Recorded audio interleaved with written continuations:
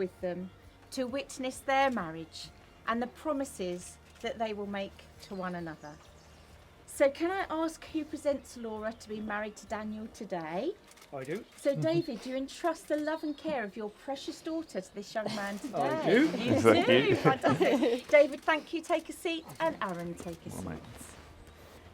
So marriage is a promise of hope between two people who love each other, to share their love and their friendship, and to offer help and comfort in times of joy, but also in times of sorrow. Marriage requires closeness and distance. Closeness for a couple to grow together, and yet enough distance to allow each of them to be an individual. Marriage requires devotion. Importantly, the ability to listen. The wisdom to know when you might even be wrong. And importantly, the humility to be able to put things right. So before we go any further, Daniel, could you give us your full name and surname, please? Daniel Leslie Bevans. Thank you. And Laura, no bullying now, Yeah. come on. Come on. Laura, what's your full name and surname, please? Laura Faye Meacham. Thank you. So before you are joined in marriage today, I must remind you both of the solemn and the binding character of the vows that you are about to make. Marriage in this country is the union of two people, voluntarily entered into for life to the exclusion of all others. But more than this, marriage is also intended to provide the love, friendship, the help and support that all of us need in our very busy, everyday lives. So guests, I have a question for you, please. In time-honoured tradition, if there is any person here present who knows of any legal reason why this couple may not be joined in marriage, then you should declare it now. That's good. So Dan and Laura, the promises you are about to exchange serve as a declaration of the love that you obviously have for each other. And a good partner in a marriage is not only loving and caring, but they're also a true and a devoted friend. So are you both now ready to make your commitment to each other? Yeah. You are. Good. Fantastic. So Dan, do you take Laura to be your lawful wedded wife? I do. Will you promise to be not only her husband, but also her best friend, and to be loving and faithful to her? I will. Thank you. So Laura, the same questions for you, please. Laura, do you take Daniel to be your lawful wedded husband? I do. Will you promise to be not only his wife, but also his best friend, and to be loving and faithful to him? I will. Thank you. So I'm going to ask you now to declare to all of us that you are free to marry, and then you will exchange your marriage vows. So Daniel, can you say these words after me, nice and loud, so that we can all hear it? Okay. I do solemnly declare I do solemnly declare that I know not that I know not of any lawful impediment any lawful impediment why I, Daniel Leslie Bevans, why I, Daniel Leslie Bevans, may not be joined in matrimony may not be joined in matrimony to Laura Faye Meacham. to Laura Faye Meacham. Lovely, thank you. So those same words, Laura, if you could say them nice and clear for us. Okay. I do solemnly declare I do solemnly declare that I know not that I know not of any lawful impediment of any lawful impediment why I, Laura Faye Meacham, why I, Laura Faye Meacham, may not be joined in matrimony may not be joined in matrimony to Daniel Leslie Bevans. to Daniel Leslie Bevans. Fantastic, thank you. So the exchange of marriage vows forms the heart of your ceremony. So having declared to all of us here that you are free to marry each other, the time has now come for you to make your vows. I call upon I call upon these persons here present these persons here present to witness that I, to witness that I, Daniel Leslie Bevans, Daniel Leslie Bevans, do take thee, do take thee, Laura Fay Meacham, Laura Fay Meacham, to be my lawful wedded wife. to be my lawful wedded wife. Okay, Laura, same words, okay? Say them to Dan, please. I call upon I call upon these persons here present these persons here present to witness that I, to witness that I, Laura Fay Meacham, Laura Fay Meacham, do take thee, do take thee, Daniel Leslie Bevans, Daniel Leslie Bevans, to be my lawful wedded husband. to be my lawful wedded husband. Oh, to me, yeah. Okay, so Dan, if you could take Laura's left hand and slide the ring halfway down the ring finger. Okay, Daniel, could you say these words to Laura, please?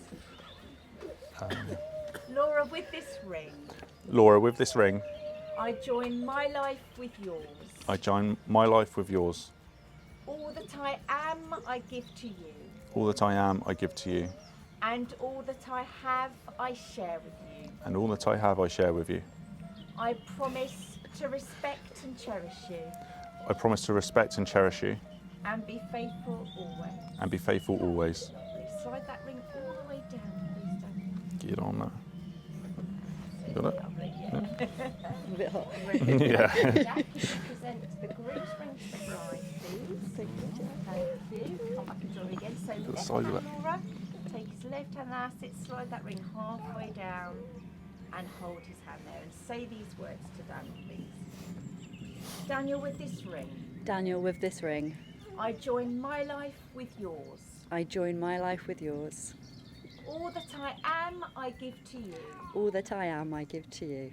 And all that I have, I share with you. And all that I have, I share with you. I promise to respect and cherish you. I promise to respect and cherish you. And be faithful always. And be faithful always. Slide that ring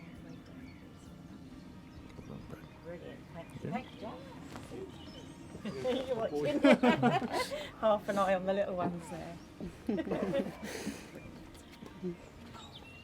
So Daniel and Laura, keep holding each other's hands. Cherish this very special moment in this very beautiful place and with people around you who you love and who love you. So these are the hands of your best friend. They're strong and they're full of love for you, holding your hands on your wedding day. Those are the same hands that will work alongside yours.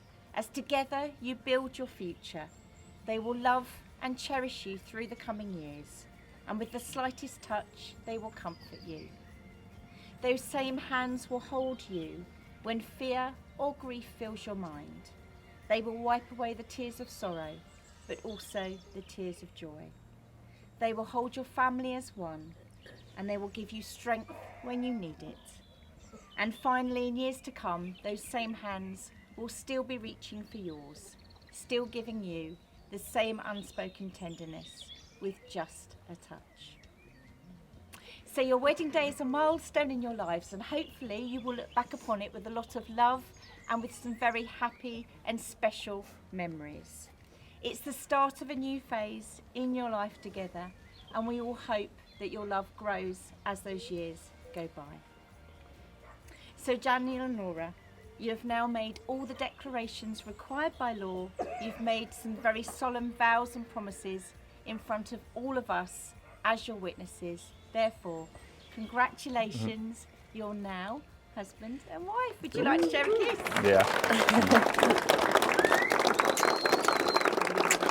You look amazing.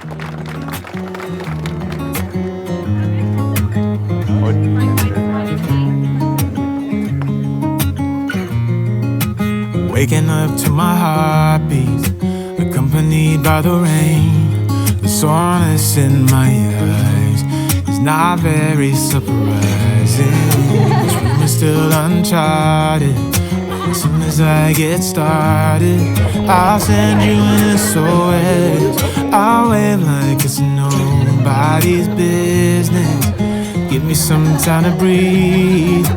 Give me some time to speak. 'Cause I know the truth inside, And I promise you this time, no bravado, no more strange, stupid games, just from bottom. No more pain, all in vain. Let your guard down. Call my name when you need a friend. No bravado, no bravado.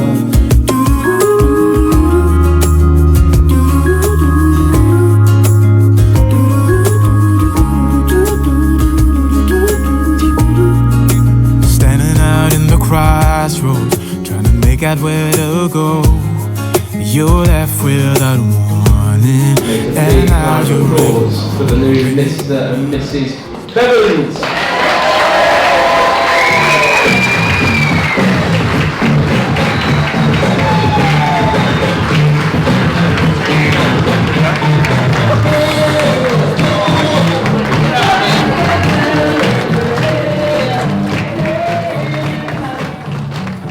So firstly, welcome. I hope you've all had enjoyed the day so far. And my new wife and I would like to say thank you for all being here today to celebrate with us.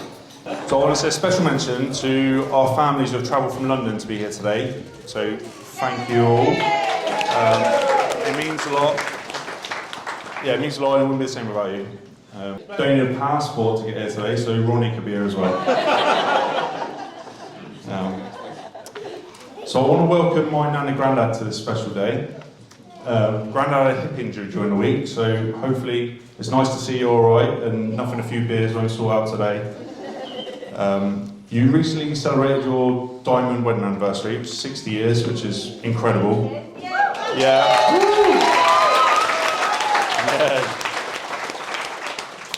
Yeah, which is incredible. After hearing the advice that my nan gave to Laura during one of the games on her home hen, I can see why you've had such a long and happy marriage. Let's hope she takes it on board. Right. You're so special to both of us and all of our families, so having you here with us today means a lot. You've done so much for me my whole life, and I want to say thank you from me and Laura and all of our family, really. It means a lot. To my new in-laws, Penny and Dave, thank you for accepting me into your lives and making me feel welcome from the first day we met. When we shared tea and cake, I felt like I'd fit right in. I just want to say you've raised an incredible woman, and I am so proud to call her my wife. She is literally the most thoughtful person I know, and she puts everybody before herself. So today, she doesn't have to raise a finger, and it's been thanks to everyone, like this Lily. All right? Go on. In a minute, darling. Yeah, so she's incredible. And so getting to know you both over the past 7 years, I can see she has some of your best qualities in her. She's hardworking, just like her dad, and she has a caring nature, just like her mum, to go alongside that distinct Meacham humour. I want to say an extra thank you to Penny for all the childcare that you do for us. It really is a massive help. Like, you've all seen it today. Her with Toby, it's amazing. And so yeah, it allows us to work and do, and you know, sometimes even play golf, so it's really good. I also want to say a thank you to my parents, obviously. You've put up with me for all these years, and you've both been there for me when I've needed you and given me a wonderful life. And I'm very fortunate and proud to have you as my mum and dad.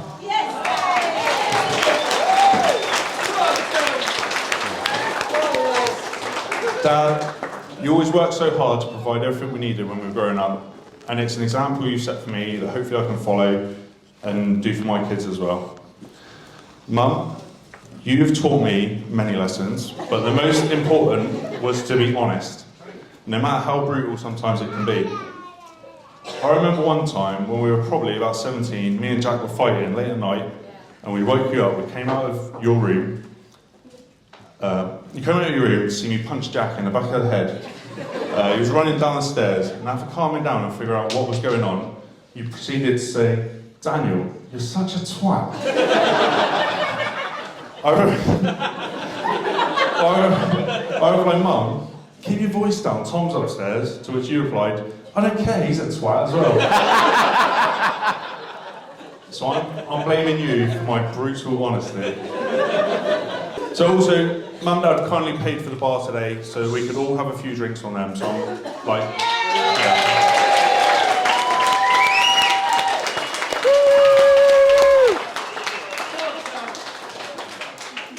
Which is probably a decision, looking around the room right now, I'm probably regretting. Oh, so thank you to my ushers, Jack, Bo, Aaron and Ryan. Firstly, for helping today in the lead up to the wedding, setting up the venue. I think we've done a good job. We've made sure everyone was here. So my ushers, you've all done a great job today, not only today, but whenever I needed you, you're always there for me, all four of you. And it just means a lot. You're my best mates, and I wouldn't be here today without all of you guys, so thank you. Right, all the bridesmaids look lovely today. So you've all done a fantastic job helping Laura in the run-up to the day and planning everything. I was useless, so having your help and support through it was great. And we can't thank you enough for your help. Apparently the hen do was amazing, and it sounds like a lot of effort went into it. I know Laura loved every minute. She told me, she loved every minute of the hen do when you went away. When she told me she was going for afternoon tea on her home hen, and that she wasn't sure what to expect, firstly, I just asked, well, who's going? She said, a few of the girls were away, couldn't make it. She started to list some names, so she said Marie, Laura Knowles, so I just stopped her instantly, and I said, I won't be expecting you home sober. So sure enough, she rocked up at home with cheesy chips, garlic bread, absolutely smashed, slept on the bathroom floor all night. Perfect send-off into married life, I think. So if we could just raise a toast to Sarah, Laura, Marie, Megan, Kim and Nicole for all their help. And the bridesmaids, cheers. Right, now to my wife. You look incredible today, and I still can't believe you agreed to marry me. My favourite thing about you is that you make everything fun. Whether it's doing activities with the kids, or whenever we get to go out together, just us, or with friends, I just know we're going to have a laugh, and I always look forward to those nights out with you. Your energy is infectious to those around you, and you're always the first one on the dance floor, and the last one off. Unless there is wine, then you may take a break from dancing. I'm going to tell you all a bit about how we met. Or how I recall it anyway. Laura's story might be slightly different, but it started a long time before we actually got together. We were in Lloyd's bar in Minehead, and I was just a 19-year-old boy living the dream, on the dance floor, busting shapes. When I got a tap on the shoulder, it was a mutual friend of mine and Laura's, and she said, my mate fancies you. She pointed across the dance floor to the bar where this hot brunette was stood, and I can instantly remember feeling nervous, and I actually thought she was winding me up. There's no way this girl from the year above me in school fancies me. So obviously, did what every boy would do, and I played it cool, and I ignored her all night. I couldn't bring myself to go and chat to her. I was just too nervous until the end of the night. A few more beers down, I managed to pluck up the courage in Wally Square to go over to her and ask her for her number before she left in a taxi. After that night, I didn't text her. And I actually believe we wouldn't be here today if I had. I was hoping we would bump into each other again, but we didn't actually bump into each other until 8 years later. We were both in the gym, and I can remember she always had these massive Craig David headphones on all the time. So we would sort of make eye contact now and again, but never really got to chat. I remember I was there one day, and with a couple of the boys, and I was actually with Bo. And this is a true story, Bo used to go to the gym. And I think it's more just for a social, just hanging out and stuff. And we were chatting, and one of the boys said, Laura Meacham is single, you should chat to her. I was like, nah, no way. Blew that ages ago, it'll never happen. And literally I thought you were out of my league anyway. Until I was sat at home one night, swiping left and right on Tinder. And I seen Laura, 28, 1 mile away. Right, this is perfect.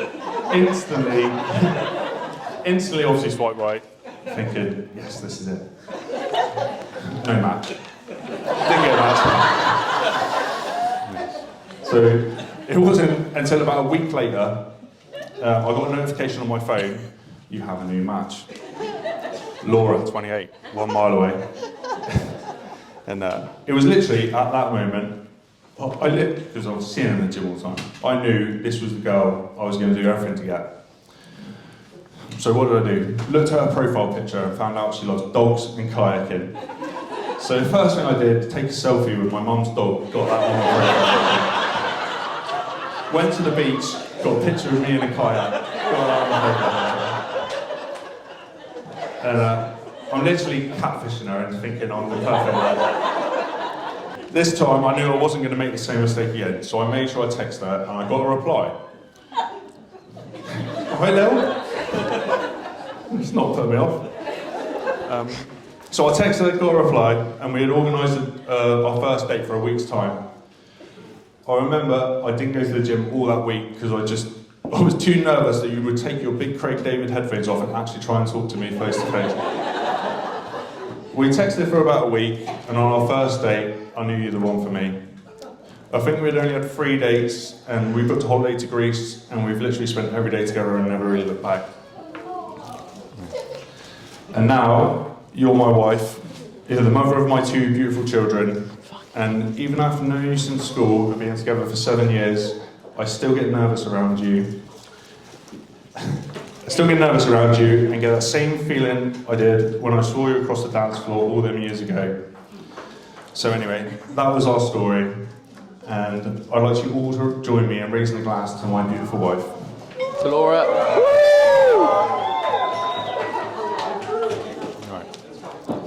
All right. So, up next is the best man speech. It's going to take some following, isn't it?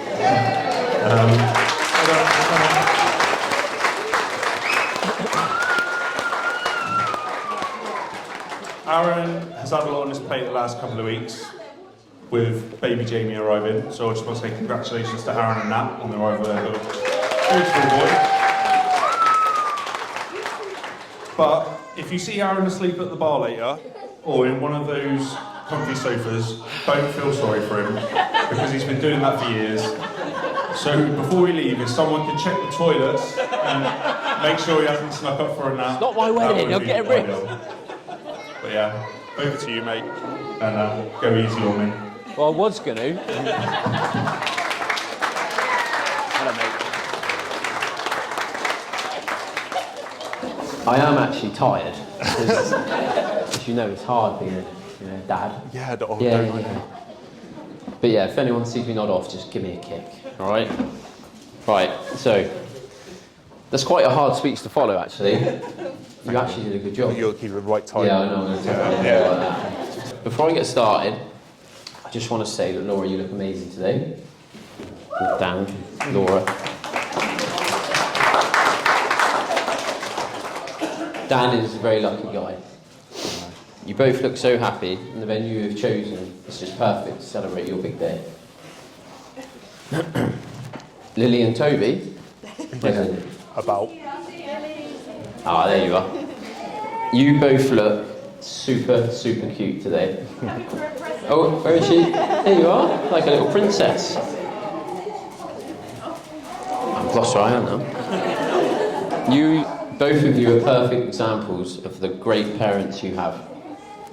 You are literally like mini Dan and Laura in every way. What have you got there? Oh.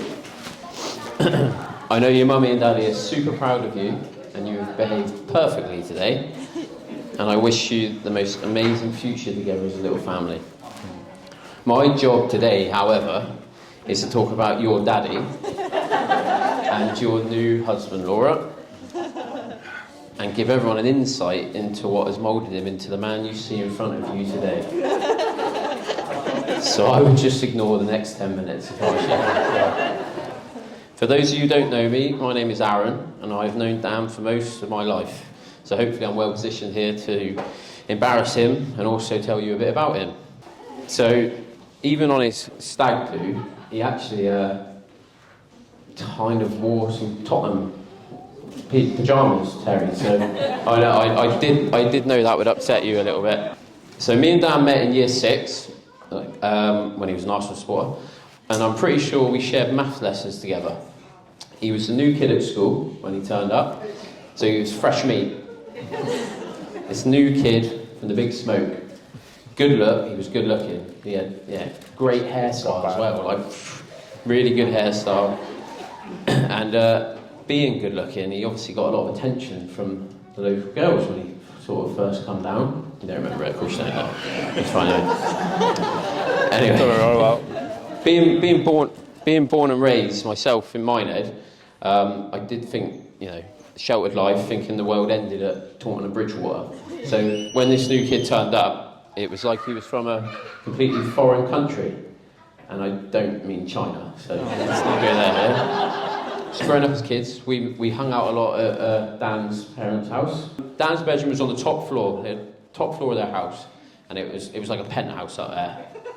His bedroom and Jack's bedroom, that was it. We used to spend a lot of time up there, sneaking in late at night past Jackie and Terry's bedroom door while it was shut. They were asleep, of course, tucked up in bed. And as we discovered alcohol in the age of 15, when Dan was a QPR supporter, everything took on a whole new level. Instead of sneaking in with packs of golf balls that we planned to hit off North Hill and into the lifeboat station car park, or at Tucker's nan's caravan while she was inside, God bless her, we would be coming home at God knows what hour, slightly worse for wear, and if it wasn't Stanley the dog getting it on the way in, then it was redecorating Dan's bedroom, as we simply couldn't handle the Smirnoff Ice and WKD Blue that we used to drink from the football club dugouts. Dan's carpet in his bedroom resembled that of Duke's nightclub by the time we had learned how to handle our drink better. Not that we can handle it now, but that's another thing. We did always share a love of football, even though we didn't support the same team, and a lot of our time was spent playing football together. First, we played for Minehead youth team together through the age groups. We had a lot of fun and drove our parents crazy as kids, which my dad reminds me of. And I know Dan's uncle Lester, who isn't his uncle but is his uncle but isn't his uncle, but we'll say for this, is his uncle. He's Uncle Lester. He's Uncle Lester. He's Uncle Lester. Uncle Lester.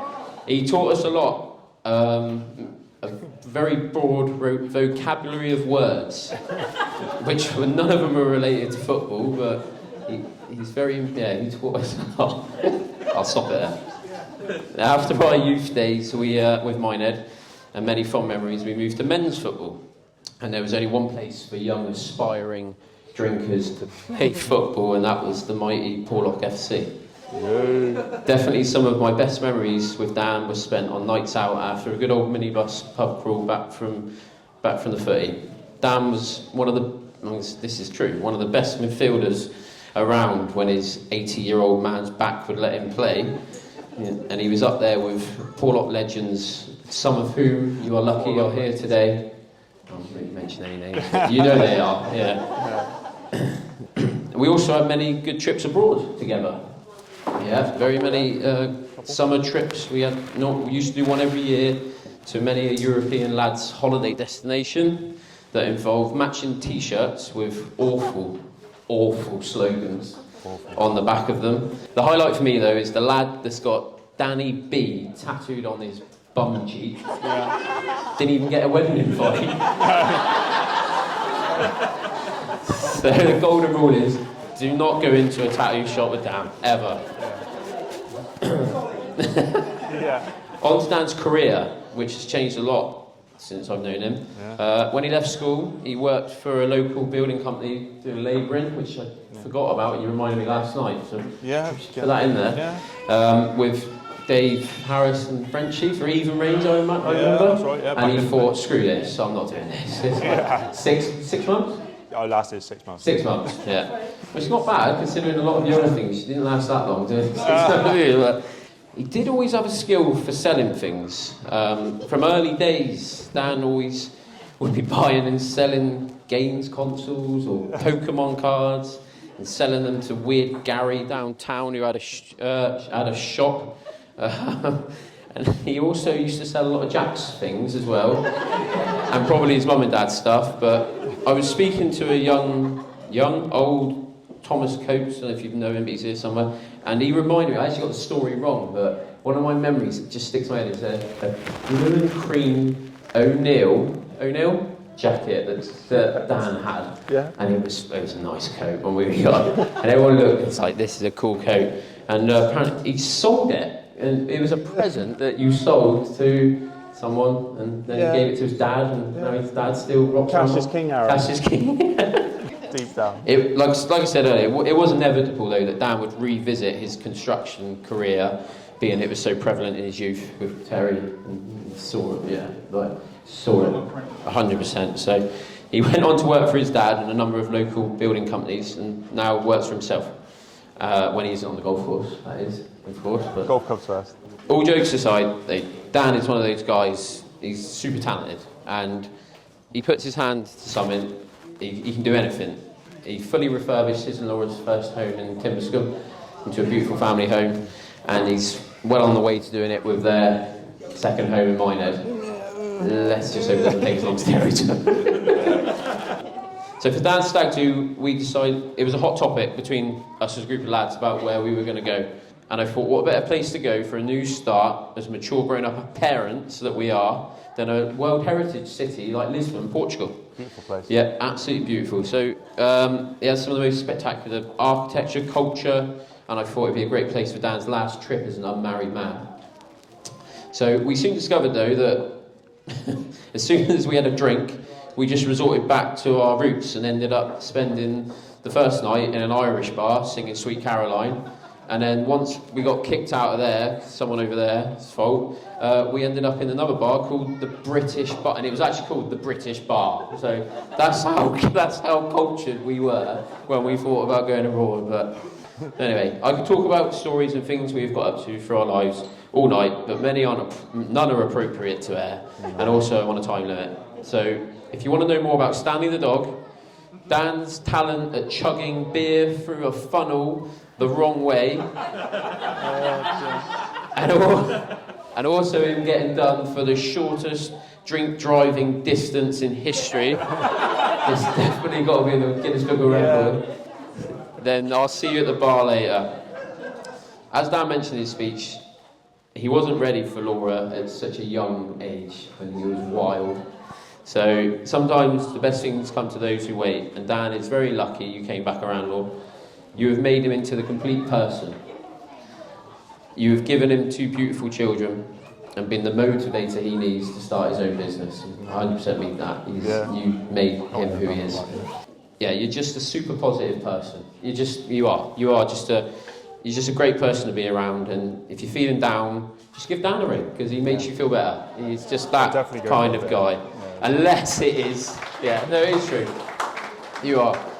But probably not when Arsenal are bottling the league like they are right now. So yeah, I don't want to drink right now. Yeah. But no, we all love you, mate. Everyone does. So I just want to say it's a huge honour for me to be your best man.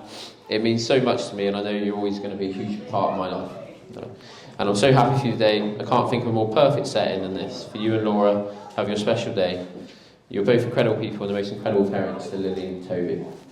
I can't wait to see what the future holds for you both and what you build as a family. So, if everyone would like to stand, raise your glasses, and we'll toast the new Mr. and Mrs. Bevins. Cheers!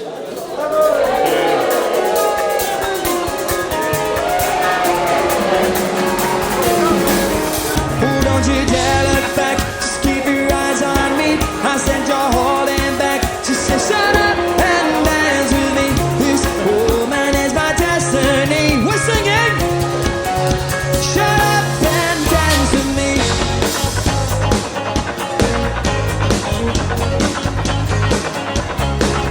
We were victims of the night, the chemical, physical, kryptonite. I felt it in the bass and the fading light. Well, I knew we were